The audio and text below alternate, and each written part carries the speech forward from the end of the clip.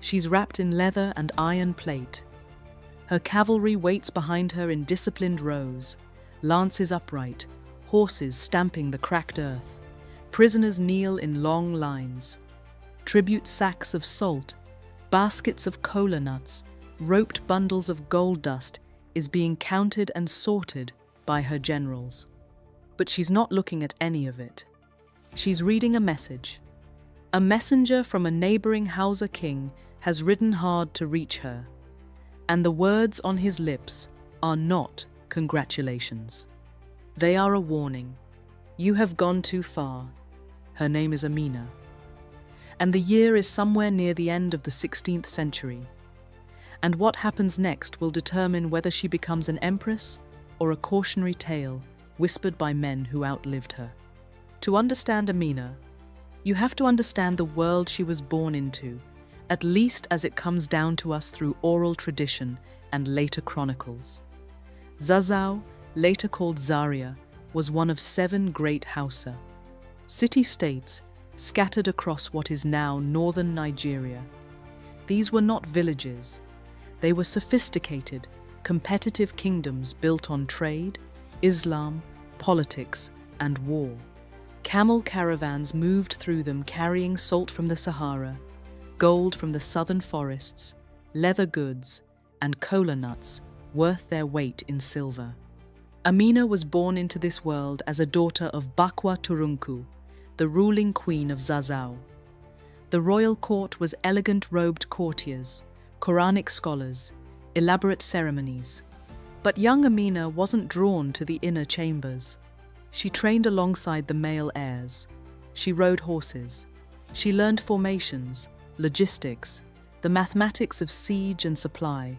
People tolerated it. She was royalty after all, and she was exceptional. But tolerance is not the same as acceptance. When her brother ascended the throne after their mother, Amina didn't fade into the background. She fought in his campaigns. She led men. She earned the loyalty of seasoned warriors, grizzled commanders who had seen dozens of battles and recognized something rare in her. Not just courage, but command instinct. The ability to read terrain, to sense a flank collapsing before it broke, to hold nerve when war drums shook the ground. And when her brother's reign ended, Amina didn't wait to be chosen. She stepped forward, and no one stepped in front of her. From the moment she took power, Amina moved with terrifying speed. Her campaigns weren't defensive. They were expansionist, deliberate, and relentless. She drove her cavalry, armored horsemen, wielding long spears in tight Hausa formations, deep into neighboring territories, targeting the trade routes that fed rival kingdoms. City after city submitted. And after each conquest, Amina did something no one expected. She didn't simply garrison troops. She built walls. Massive earthen fortifications encircling each captured city structures traditionally attributed to her. Though not all can be confirmed centuries later, people would still call them Amina's walls. They became her signature, carved into the landscape itself. Monuments not to beauty, but to dominion. Trade flooded into Zazzau: gold, salt, slaves, cola. Her capital grew wealthy, powerful, magnetic. Zazzau was no longer one of 7 equals. It was becoming a regional center of power. And that's when the whispers started. Here's what you have to hold in your mind at once. Amina was operating inside a deeply patriarchal political system. She wasn't just a conqueror. She was a woman conqueror. And for every general who respected her, there was a rival king who saw her power as unnatural, a disruption of the divine order. Stories began to spread that Amina took a new lover in every conquered town and had him killed by morning. Whether this was true, exaggerated, or pure invention barely matters. It was effective.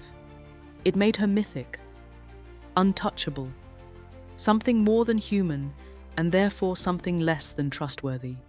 Her reputation became a blade that cut both ways. To her soldiers, she was invincible, chosen, blessed, unstoppable. To her enemies, she was a monster who defied the natural world. And to the rulers watching from behind their own walls, she was the single greatest argument for setting aside old rivalries and perhaps forming a coalition. Imagine her in those quieter moments, standing on the walls of Zazzau at dusk, watching signal fires flicker on distant hills, knowing that each light might be a warning passed from one enemy to another. She had built her dominance on momentum. The question haunting every corridor of her court was simple and unanswerable. What happens when the momentum stops? It didn't stop all at once. It eroded. Campaign by campaign, the resistance stiffened. Rival states adapted to her tactics. Alliances may have formed fragile, grudging, but real. Cities that once opened their gates now reinforced them. Armies that once scattered now held their ground. Here's what stays with me about Amina of Zazzau. She understood something that most leaders never grasp: that power is not given to people like her. It is taken and then defended every single day against those who believe it was never yours to hold. She didn't build walls only around conquered cities. She built them around herself, around her authority, around the very idea that a woman could ride at the front of an army and reshape the political map of West Africa. Those walls still stand in parts of northern Nigeria, crumbling, yes, overgrown, but visible. You can touch them. You can run your hand along the packed earth and know that a woman ordered this built not as decoration, but as a statement that the world she found was not the world she intended to leave behind. The oral poets of Hausaland kept her name alive for centuries, not in textbooks, but in firelight, in song, in the voices of grandmothers telling granddaughters that once a queen rode to war and the earth trembled. And the story leaves 3 leadership lessons behind. Authority is built through action.